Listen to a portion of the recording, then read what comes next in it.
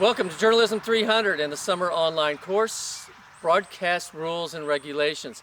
This is a required course for all broadcast sequence students and is a 300 plus elective or upper division elective for all other students, the print students.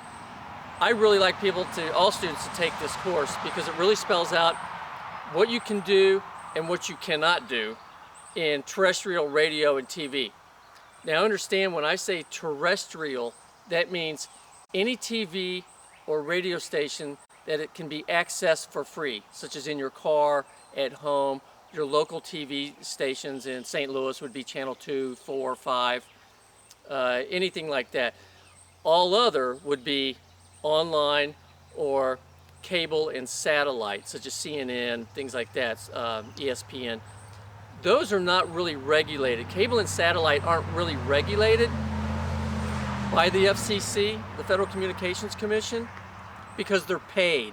That means people pay to access those. So if you want to watch the Playboy channel at 3 o'clock in the morning, you want to pay for it, great. The FCC doesn't care.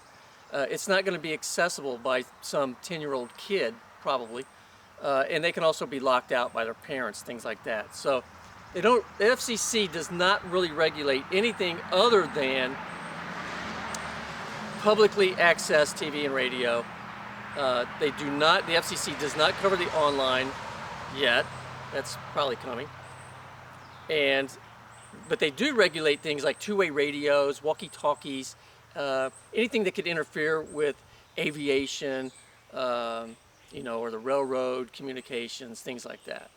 Okay? So what I do want you to understand up to this point, and some of the things I want to drive home, I have here a little cheat sheet that I just want to quickly run through to make sure that you understand these things, so we're on the right path. Okay, so how did we get to having the FCC? The FCC goes back to really the Titanic disaster, where ships were not required to have radios on all the time.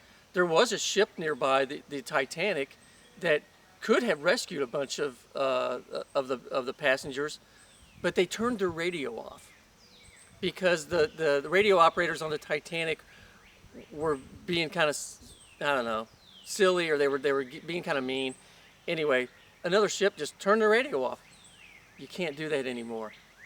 Since the Titanic disaster, we had the Radio Act, and then we had what turned into the Communications Act of 1934. That established the Federal Communications Commission, what we just call the FCC, and that's what we have today. Okay? The FCC is a regulatory agency, which means in the United States they only regulate and have rules and policies and guidelines. They are not really, they can make their own rules and everything, but it's always subject to Congress and the Senate and things like that. So they mainly just pass rules, and those rules are almost always in the best interest of the public.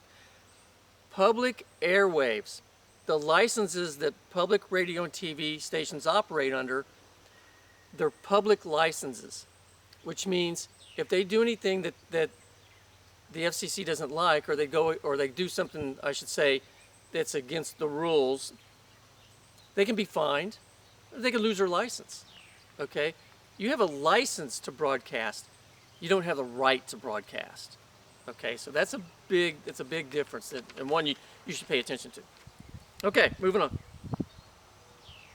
Oh, make sure that you read through that FCC manual that's under the discussions tab in Canvas.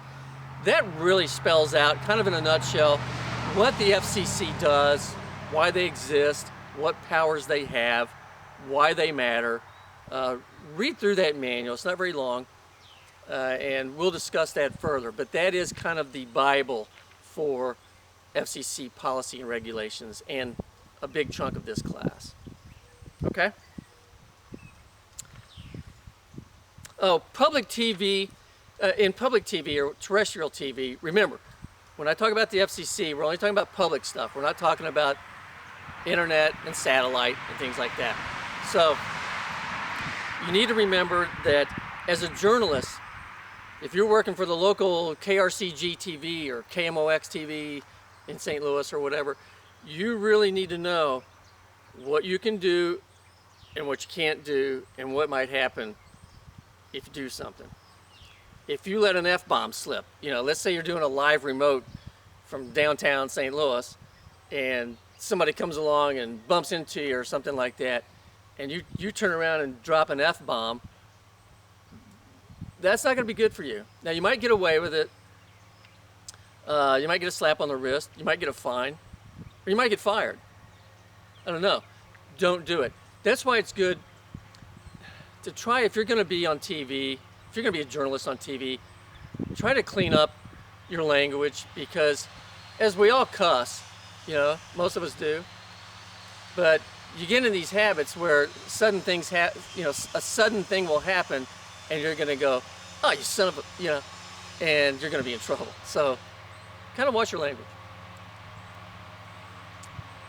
All right, one last thing I want you to understand is that, again, the First Amendment covers most things, okay? In print, in newspapers and magazines, they have a little bit more leeway with the First Amendment.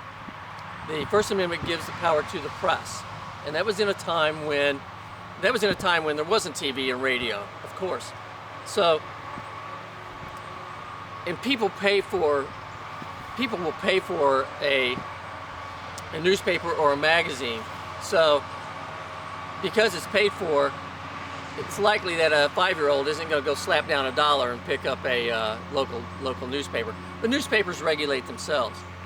TV stations, on the other hand, and radio stations, they have to have a license, and if they don't abide by that license, they'll lose it, or can lose it, or they can be fined huge sums of money.